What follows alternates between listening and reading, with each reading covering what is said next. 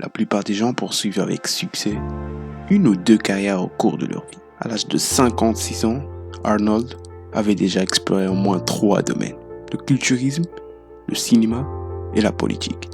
Il est difficile de percer dans chacun de ces professions. Pourtant, Arnold a réussi à exceller dans tous les domaines. Il a remporté 13 championnats du monde de culturisme et est considéré comme l'un des acteurs les plus influents d'Hollywood. Et en 2003, sans jamais avoir briqué de mandat politique auparavant, il est devenu gouverneur de Californie. Si Arnold avait écouté ses nombreux détracteurs au chemin, il n'aurait jamais réussi. Grâce à ses disciplines, sa détermination et sa motivation, il a prouvé qu'un immigrant autrichien pouvait réaliser le rêve américain. Il est le 30 juillet 1947, deuxième fils de Gustav et Orlia, dans le petit village de Thal, non loin de Graz, en Autriche.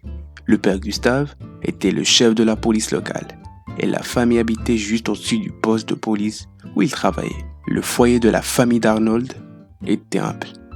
En fait, ils n'eurent pas l'eau courante avant l'adolescence d'Arnold, une situation qui n'était pas inhabituelle à cette époque en Europe, les familles peinant encore à se remettre des effets de la Seconde Guerre mondiale. Avant de rejoindre la police, Gustav était officier militaire. Il dirigeait son foyer de main de fer. Arnold et Maynard devaient se lever avant l'aube pour vaquer à leurs tâches, puis enchaîner avec un programme d'exercice physique intensif avant de prendre leur petit déjeuner. Gustav transmet également la passion du sport à ses fils. Et malheureusement, Maynard, le frère d'Arnold, est décédé à 23 ans dans un accident de voiture, fut champion de boxe. À cette époque, Arnold montra des dispositions pour le football. C'est en s'entraînant pour renforcer ses jambes qu'il se tourna vers le sport qu'il allait le rendre célèbre, le culturisme. Arnold se voue au corps et âme à la musculation. Il s'entraînait des heures durant chaque jour, dans une salle de sport locale, mais aussi à la maison. Il étudiait également l'anatomie et la nutrition pour comprendre comment devenir physiquement apte. Ses parents s'inquiétaient de cette obsession pour l'entraînement. Mais Arnold avait un objectif en tête: quitter son petit village pour réussir en Amérique. J'ai appris quelque chose après toutes ces années à soulever des poids et à m'entraîner dur. J'ai appris que nous sommes toujours plus forts que nous le pensons. Et en 1965, après l'obtention de son diplôme, Arnold s'engagea dans l'armée autrichienne. Seulement un mois après son incorporation, il remporta son premier titre de culturiste, Mr. Junior Europe. La compétition se tenait en allemand et Arnold avait quitté sa base sans permission pour participer.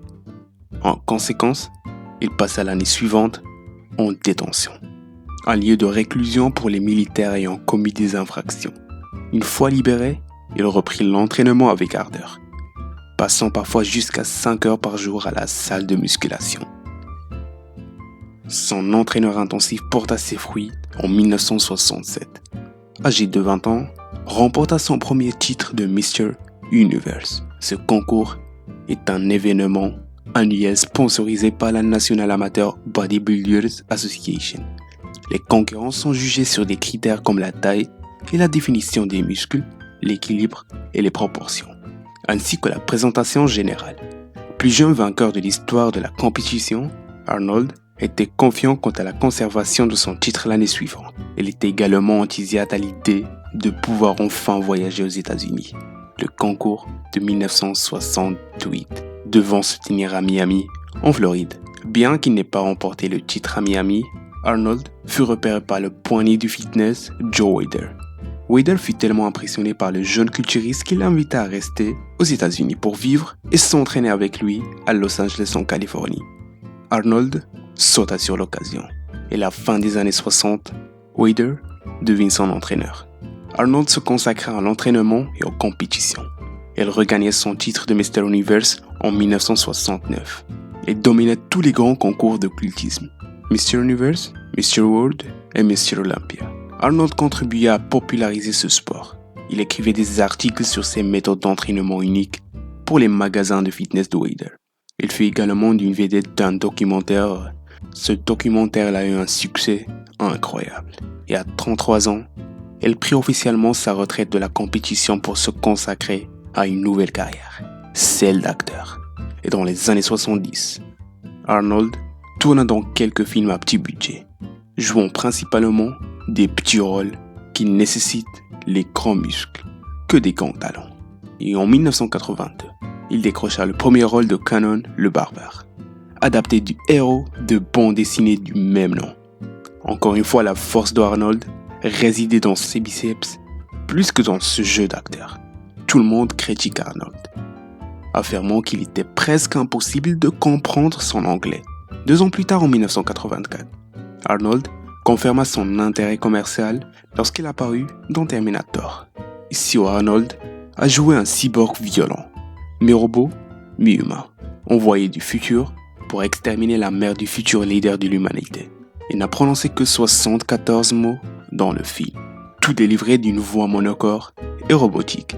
Le public n'a pas été dérangé par ce manque de talent d'acteur, et ils se sont précipités pour voir Arnold de ce trial de science-fiction. Le film a été si populaire.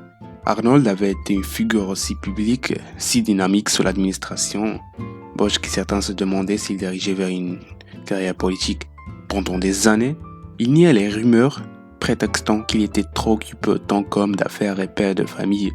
Et en 2002, il consacra beaucoup de temps à faire campagne en Californie pour obtenir des subventions d'État destinées au programme périscolaire pour enfants. Et en 2003, lorsque le gouverneur de Californie, Gray Davis, fut menacé d'une procédure de révocation, les rumeurs qu'Arnold se lancerait dans la course se firent de plus en plus insistants. L'année 2003 fut étrange sur le plan politique en Californie. Le démocrate Gray Davis, qui avait plus de 20 ans d'expérience politique, était gouverneur depuis 1998, mais tout au long de son premier mandat, il avait fait face à de nombreux problèmes. Dès 2002, quelques mois après le début de son second mandat, des citoyens lancèrent une campagne pour révoquer Davis du poste de gouverneur. Arnold passa les mois suivants à faire campagne de manière plutôt non conventionnelle. Par exemple, il discuta avec Oprah Winfrey dans son talk show et il fut interviewé par l'animateur radio Howard Stern. Arnold aimait ses interviews de référence à ses films, promettant de dire hasta la vista aux nouvelles taxes. Puisqu'un de ses objectifs était de demander au gouvernement fédéral des fonds pour sortir la Californie de sa crise économique. Toute cette attention médiatique incita les électeurs à se mobiliser massivement. Et le 8 octobre 2003, les Californiennes élurent Arnold gouverneur avec 48,6% des voix. Le 17 novembre, lors de sa cérémonie d'investiture, Arnold déclara « Ce n'est un secret pour personne que je suis nouveau en politique. Je réalise que j'ai été élu par la foi et l'espoir. Je ressens une grande responsabilité de ne pas décevoir le peuple. Le public pensait peut-être avoir besoin d'un héros d'action pour venir à son secours.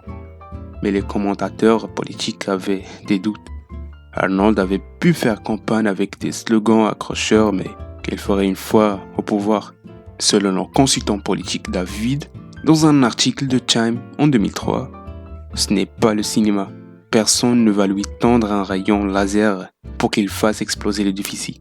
Les premiers jours de Arnold au pouvoir furent suivis de près. Il tint plusieurs de ses promesses de campagne, comme la baisse des taxes sur les voitures. Il fut également applaudi pour voir tenter de pousser les démocrates et républicains de Californie à travailler ensemble afin de résoudre les problèmes budgétaires de l'État. Arnold ne faisait que commencer à exercer son pouvoir politique. Son État faisait toujours face à une dette vertigineuse et il cherchait un moyen de s'en sortir sans nuire aux programmes sociaux comme l'éducation et la santé. Et en mars 2004, les électeurs adoptaient la proposition 57 de Arnold, qui autorisait l'État à utiliser les obligations des emprunts à long terme faibles taux d'intérêt pour réduire la dette sans cesse grandissante de 15 milliards de dollars. Les politiciens considéraient cette proposition comme un pari audacieux. Mais Arnold avait l'habitude de prendre des risques. Il avait foi que les électeurs croiraient en lui. Lors d'un rassemblement tenu juste après le vote, il rassura le public que son plan d'empreinte ferait de la Californie un nouveau l'État doré qu'il fut jadis. Quelques mois seulement après son entrée en fonction. Sur ce qui attendait ensuite Arnold, père de famille, homme d'affaires, acteur et désormais gouverneur. Lorsqu'il apparut dans l'émission Mais de près en février 2004, l'animateur Jim Russell se demanda si Arnold avait peut-être la Maison Blanche dans le viseur. Arnold balayait la question d'un revers de main, commentant qu'il avait trop occupé à s'attaquer aux problèmes de la Californie pour penser à son prochain coup. Je n'ai aucune idée. Il dit « Je n'ai pas tout pensé ». Mais on peut le croire, puisque c'est exactement ce qu'Arnold répondit lorsqu'on lui demanda s'il se présenterait un jour à une fonction politique. Il fait cependant face à un obstacle de taille. Selon la Constitution américaine, seuls les citoyens nés aux États-Unis peuvent devenir présidents. Bien que Arnold soit devenu citoyen en 1983,